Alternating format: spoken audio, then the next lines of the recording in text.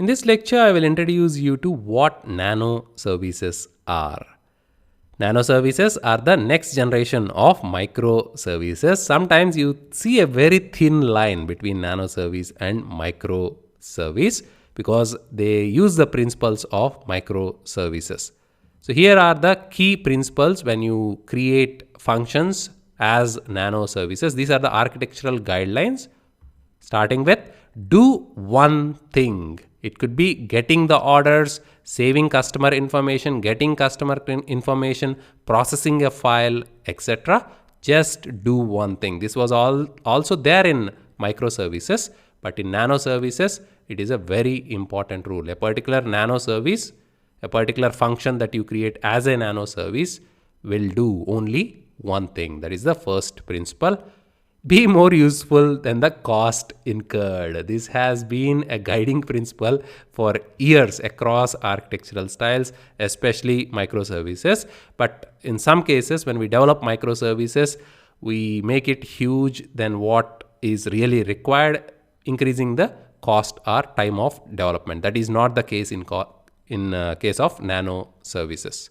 The cost should be much lower compared to the usefulness of it. Third and very important, it is event driven or asynchronous. The nano services and the functions you will be creating as nano services will be triggered by other applications or components. AWS has already set up a serverless repository which has tons of serverless nano services, or if you want to call them serverless applications, they are in there.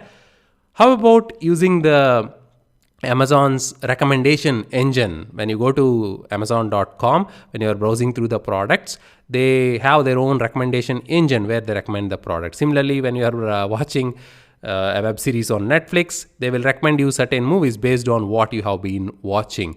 If Netflix and AWS decide to give away, not for free, for a price, if they want to share these recommendation engines or algorithms as nano services, it is possible through serverless repository that AWS already hosts.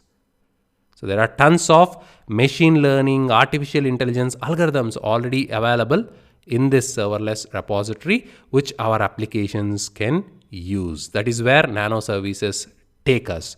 If you have an algorithm that you have created, you can always patent it, put it in the serverless repository and charge the applications that use your algorithm based on the usage.